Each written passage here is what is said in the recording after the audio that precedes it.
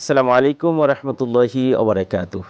আলহামদুলিল্লাহ ওয়াসসালাতু ওয়াসসালামু আলা রাসূলিল্লাহি ওবাদ। সুপ্রিয় দর্শক, স্বাগত জানাচ্ছি সিনবাদ রিসোর্ট গ্রুপ আলোকিত পথের আজকের পর্বে, powered by BSI, co sponsored BRB, Islam bank, Al Arafah Islam bank, Pubali bank, Sigma hospital এবং দারুস সুন্নাহ হজ ও ওমরা গ্রুপের সৌজন্যে। দর্শক, সুন্দর এই আয়োজনে আমরা মহাগ্রন্থ পবিত্র কোরআনে কারীম থেকে তেলাওয়াত এবং ইসলাম এবং জীবন ঘনিষ্ঠ বিভিন্ন গুরুত্বপূর্ণ বিষয় নিয়ে আলোচনা করে থাকি। আমাদের আজকের আলোচ্য বিষয় পিতামাতার মর্যাদা এবং সন্তানের অধিকার। আর এই গুরুত্বপূর্ণ বিষয় আলোচনার জন্য আমাদের মাঝে রয়েছেন সম্মানিত দুইজন ইসলামিক স্কলার এবং একজন কারি সাহেব। প্রথমেই আমরা পরিচিত হব। প্রথমে রয়েছেন ডান পাশে বিভিন্ন বিশিষ্ট ইসলামিক স্কলার মাওলানা নাঈম হোসাইন। আসসালামু আলাইকুম ওয়া রাহমাতুল্লাহি ওয়া বারাকাতুহু। ওয়ালাইকুম আসসালাম। মোহতারাম, কেমন আছেন? জি আলহামদুলিল্লাহ, আপনি ভালো আছেন? আলহামদুলিল্লাহ। এরপরে রয়েছেন আরেকজন বিশিষ্ট মিডিয়া ব্যক্তিত্ব, আলেমেদিন, ইসলামিক স্কলার মাওলানা সাইফুর রহমান সাইদি। আসসালামু আলাইকুম ওয়া রাহমাতুল্লাহি ওয়া বারাকাতুহু। ওয়ালাইকুম আসসালাম। মোহতারাম, কেমন আছেন? আলহামদুলিল্লাহ, ভালো আছি। আপনি কেমন আছেন শেখ? আলহামদুলিল্লাহ। এরপরে রয়েছেন কারি মহিউদ্দিন বিন আব্দুল হান্নান। আসসালামু আলাইকুম ওয়া রাহমাতুল্লাহি ওয়া বারাকাতুহু। দর্শক, আমরা পরিচিত হলাম আমাদের মেহমানদের সঙ্গে। এ পর্যায়ে অনুষ্ঠানের শুরুতেই আমরা মহাগ্রন্থ পবিত্র কোরআনে কারীম থেকে তেলাওয়াত শুনব। তেলাওয়াত করছেন কারি মহিউদ্দিন বিন আব্দুল হান্নান। আউযু বিল্লাহি মিনাশ শাইতানির রাজীম।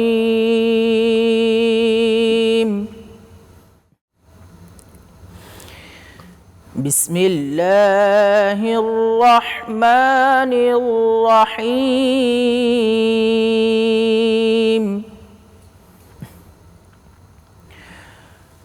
শাহরু রমাদানাল্লাযী উনজিলা ফীহিল কুরআনু হুদাল লিন-নাসি ওয়া বায়্যিনাতিম মিনাল হুদা ওয়াল ফুরকান। ফামান শাহিদা মিনকুমুশ শাহরা ফালইয়াসুম।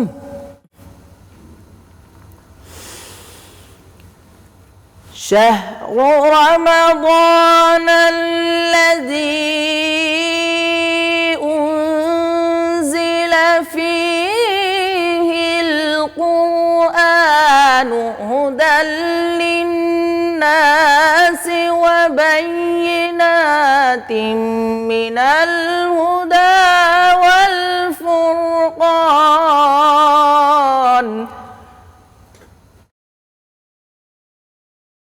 ফামান শাহিদা মিনকুমুশ শাহরা ফালইয়াসুম।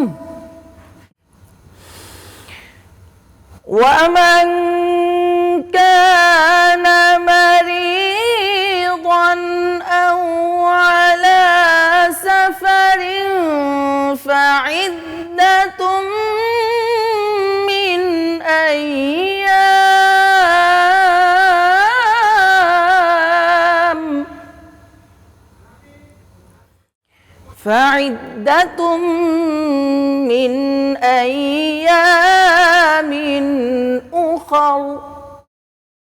صدق الله العظيم.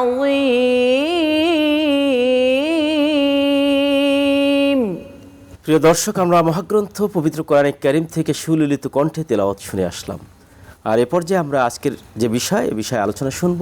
প্রথমেই আমরা যাচ্ছি মাওলানা নাঈম হোসাইনের কাছে। আল্লাহ রাব্বুল আলামিন পবিত্র কোরআনুল কারীমের মধ্যে সূরা বানী ইসরাঈলে আল্লাহ তাআলা বলেছেন, ওয়া ক্বাদা রাব্বুকা আল্লা তা'বুদু ইল্লা ইয়্যাহু ওয়া বিল ওয়ালিদাইনি ইহসানা ইম্মা ইয়াবলুগান্না ইনদাকাল কিবারা আহাদুহুমা আও কিলাহুমা ফালা তাকুল লাহুমা উফফি ওয়া লা তানহারহুমা ওয়া কুল লাহুমা কওলান কারীমা। আল্লাহ তাআলা সূরা বানী ইসরাঈলের মধ্যে সুস্পষ্টভাবে বলেছেন, এক নম্বরে আমি আল্লাহ রব্বুল আলমিনের উপর আমি আল্লাহ তাআলার ইবাদত করো, এরপরে আমি আল্লাহ তাআলার সঙ্গে কাউকে তোমরা শরিক করো না, অংশীদার সাব্যস্ত করো না। আমি আল্লাহ তাআলার ইবাদতের পর তোমাদের কর্তব্য হচ্ছে মা বাবার সেবা করা।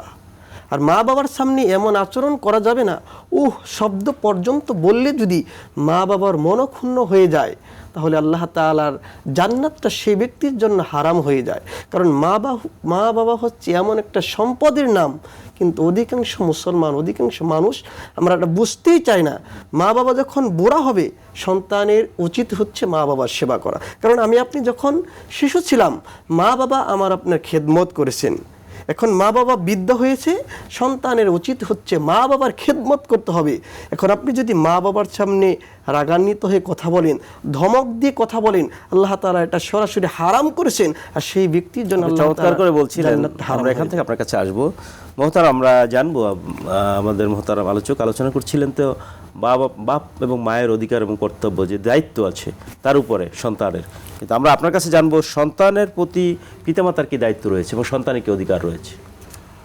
বিজ্ঞ উপস্থাপক, আপনাকে ধন্যবাদ। আলহামদুলিল্লাহ ওয়াসসালাতু ওয়াসসালামু আলা রাসূলিল্লাহ ওয়া বাদ। আসলে যে বিষয় নিয়ে আমরা কথা বলছিলাম, যে রাসূল আরবি সাল্লাল্লাহু আলাইহি ওয়াসাল্লাম আমাদেরকে নির্দেশনা দিয়েছেন, আমাদেরকে স্পষ্ট করে দিয়েছেন যে একজন মা বাবার সন্তানের প্রতি কি দায়িত্ব কর্তব্য রয়েছে। যেমনিভাবে ইব্রাহিম আলাইহিসসালাম যখন বাইতুল্লাহ তাওয়াফ করছিলেন, বাইতুল্লাহ তাওয়াফের পূর্বে তিনি বলছিলেন, রব্বি হাবলি মিনাস সলিহিন ফাবাশশারনাহু বিগুলামিন হালিম। আল্লাহ, আপনি আমাকে একটা সন্তান দান করেন, একটা উত্তম সন্তান দান করেন, যেই সন্তান যুগের হাদি হবে, যেই সন্তান ভালো আলেম হবে, যেই সন্তান দ্বারা জাতি উপকৃত হবে। এটা হচ্ছে মা বাবার প্রথম কর্তব্য। এর আগেও একটি কর্তব্য রয়েছে, যখন দুইজনের বিবাহ হয়ে যায়, বিবাহ বন্ধনে স্বামী এবং স্ত্রী আবদ্ধ হয়ে যায়, তখন মোজামেয়াতের পূর্বে আল্লাহ রাব্বুল আলামিনের দরবারে দোয়া করা, এরপরে পবিত্র তহুর অবস্থায় মোজামেয়াত করা, এরপরে যখন সন্তান গর্ভে চলে আসে, তখন একজন মায়ের দায়িত্ব হচ্ছে তাকে পবিত্র অবস্থায় তেলাওয়াত করা, ওক্তমতো নামাজ পড়া, হালাল খানা গ্রহণ করা, মিথ্যা পরিহার করা, অর্থাৎ শরীয়তের মধ্য থেকে অন্যায় অবিচার থেকে দূরে সরে গিয়ে তাকে আল্লাহর নির্দেশিত পন্থায়, নবী আলাইহিসসালাতু ওয়াসসালামের শিখানো পন্থায় তাকে জীবন শুরু করে দেওয়া। চমৎকার বলছেন। এখান থেকে আমরা আপনার কাছে আসবো। দর্শক, আলোচনার পর্যায়ে সময় হলো একটু বিরতি নেওয়ার, ফিরছি একটু পরেই, ততক্ষণ আমাদের সঙ্গেই থাকুন।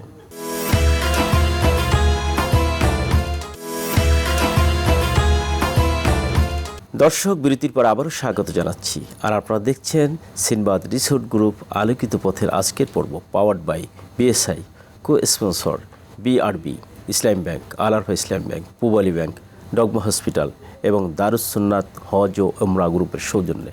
মতো আপনি চমৎকার করে বলছিলেন যে পিতামাতার সন্তানের প্রতি কি দায়িত্ব এবং কর্তব্য রয়েছে। জি, এরপরে যখন সন্তান দুনিয়াতে ভূমিষ্ঠ হলো, আল্লাহ রসুল বলছে যে যদি ছেলে সন্তান হয়ে যায়, তার ডান কানে আজান দিয়ে দিতে হবে এবং বাম কানে একামত দিতে হবে। এরপরে তার অর্থবহ সুন্দর একটি নাম রাখতে হবে। যেমনিভাবে আল্লাহ রসুল সাল্লাল্লাহু আলাইহি ওয়াসাল্লাম বলছেন যে কিয়ামতের ময়দানে, রোজ মাহশরে বাবা মা যখন তার কোনো আমল থাকবে না, তিনি সিদ্ধান্ত হয়ে গেছে তিনি জাহান্নামে যাবেন, এমনই পর্যায়ে আল্লাহ রাব্বুল আলামিন বান্দার আমল খুঁজতে থাকবেন। তারপরে দেখা যাবে যে তার সন্তানের সুন্দর একটি নাম রেখেছে, অর্থবহ নাম রেখেছে। যেমন আল্লাহ রসুল বুখারীতে বলছেন যে আব্দুল্লাহ, আব্দুর রহমান, অর্থাৎ অর্থবহ একটি সুন্দর নাম রাখতে হবে। এরপরেই হচ্ছে মা বাবার প্রথম কাজ হচ্ছে একজন সন্তানকে আল্লাহ রসুলের সাথে পরিচয় করিয়ে দেওয়া। যেমনিভাবে আমরা দেখতে পাই কালামে হাকিমে একটি শব্দ আছে কালবুন। বর্তমানে কিছু মানুষ আছে যে এই কোরআন শরীফ নিজের মতন করে পড়তে চায়, এরপরে সন্তানের নাম রাখে কালবুন। কালবুন মানে হচ্ছে কুকুরের বাচ্চা, অথচ সন্তানের নাম কোরআন শরীফে আছে। এজন্যে যখন সন্তান দুনিয়াতে আসবে, সন্তান দুনিয়াতে আসার পরে একজন ভালো আলেমের কাছে যেতে হবে যে আপনি আমার সন্তানের একটি অর্থবহ নাম রেখে দেন। আলেমের কাছে যেতে হবে এটা শর্ত নয়, যদি আপনি ভালো অর্থবহ একটি নাম রাখতে পারেন তাহলেই সুন্দর হবে। আপনি চমৎকার করে আলোচনা করছিলেন। এখান থেকে আমরা ধারাবাহিকভাবে খুব দ্রুত আপনার কাছ থেকে জানবো, যেহেতু আমাদের সময় কম। আমরা মোহতারাম আপনার কাছে আসবো, আপনি খুব সংক্ষিপ্তভাবে এবং সামারাইজ করে কোটেশন ভাই বলবেন যে পিতামাতার প্রতি সন্তানের কি দায়িত্ব কর্তব্য রয়েছে। আজকে সামাজিক অবক্ষয় পিতামাতার প্রতি সন্তান সে দায়িত্ববান হচ্ছে না কেন, কারণটা কি? জি মুহতারাম, আপনি সুন্দর বলছিলেন। সন্তানের উচিত হচ্ছে মা বাবা যখন বুড়া হবে তাদের খেদমত করতে হবে। কারণ আমি যখন শিশু ছিলাম, হ্যাঁ, আমার রাত যখন 12টা 1টা 2টা বেজে যেত, পেশাব করে দিতাম, বিছানার মধ্যে পায়খানা করে দিতাম, একটা বারের জন্য কিন্তু আমার মা আমাকে ফেলে দেয়নি। অনেক সময় আমার কান্নার আওয়াজে আমার ভাই বোন পাশের রুম থেকে বিরক্ত হতো। অনেক সময় দেখা যেত যদি বাড়িতে মেহমান আসতো তারাও আমার কান্নার আওয়াজে বিরক্ত হয়ে যাইত, আমার বাবা পর্যন্ত বিরক্ত হতো, কিন্তু আমার জনম দক্ষিণী মা কিন্তু বিরক্ত হন নাই। এই জন্য যখন মা বাবা বৃদ্ধ হবে ওই সময় আমাদের উচিত হচ্ছে মা বাবার খেদমত করতে হবে। আর মা বাবারও উচিত হচ্ছে সন্তান যখন ভূমিষ্ঠ হবে সুন্দর নাম রাখতে হবে, এরপর তাদের আকিকা করতে হবে। তাদেরকে যদি ইসলামী শিক্ষায় শিক্ষিত করতে পারে তাহলে মা বাবা যখন বুড়া হবে ওই সময় তাদেরকে বৃদ্ধাশ্রমে রেখে আসবে না। কারণ আমরা বৃদ্ধাশ্রমে খোঁজ নিয়ে দেখতে পেয়েছি কোনো আলেমের মাকে খুঁজে পাওয়া যায় না, কোনো হাফেজের মাকে খুঁজে পাওয়া যায় না। অধিকাংশ যারা বৃদ্ধাশ্রমে অবস্থান গ্রহণ করতেছে তারা হচ্ছে ডাক্তার, ইঞ্জিনিয়ার, লয়ার, ব্যারিস্টারের মা বাবা বৃদ্ধাশ্রমে দিন পার করতে। আমরা কিছুদিন আগে দেখলাম আমাদের একজন চিত্রনায়ক, আপনি জানেন খুব প্রসিদ্ধ, নামটা বলবো না, তার শ্বশুর আপনি মাথায় গুলি ঠেকিয়ে আত্মহত্যা করেছে। অত্যন্ত আমি তাকে চিনি, অত্যন্ত ভদ্র মানুষ। এর কিছুদিন আগে আমরা দেখলাম একটা ইউনিভার্সিটি, বৃহৎ ইউনিভার্সিটি বাংলাদেশের এবং বড় ইউনিভার্সিটির একজন প্রফেসর, সিনিয়র প্রফেসর, একদম বৃদ্ধ অবস্থায় তিনি তার 4টা সন্তানের কেউ বড় বড় ডিগ্রি নিয়ে পৃথিবীর বিভিন্ন রাষ্ট্রে এবং খুব হাই বেতনে আছে, কেউ ইঞ্জিনিয়ার, কেউ ডক্টর, হ্যাঁ এরকম, কিন্তু তার পিতামাতা বৃদ্ধাশ্রমে। এই জন্য সন্তান যখন ভূমিষ্ঠ হবে সুন্দর একটি নাম রাখলো, আকিকা করলো, ইসলামী শিক্ষায় যদি শিক্ষিত করতে পারে ওই সন্তান কখনো মদ পান করবে না, ওই সন্তান কখনো গাঁজা খাবে না, ওই সন্তান কখনো নেশা করবে না। আর যদি মা বাবা এই ক্ষেত্রে ব্যর্থ হয়ে যায় তাহলে মা বাবা যখন বৃদ্ধ হবে সন্তান মা বাবার সঙ্গে খারাপ আচরণ করবে, দিন শেষে তাকে বৃদ্ধাশ্রমে আশ্রয় নিতে হবে। পিতামাতাকে সন্তানকে নৈতিক এবং ধর্মীয় শিক্ষা শিক্ষিত করতে হবে। চমৎকার করে বলছিলেন। আমরা সর্বশেষ 1 মিনিটের মধ্যে আপনার কাছে জানবো যে কি কি অধিকার এবং দায়িত্ব, আমরা যেটা বলছিলেন কোটেশন আকারে খুব সংক্ষিপ্তভাবে শুধু কোটেশনগুলো বললে ভালো হবে।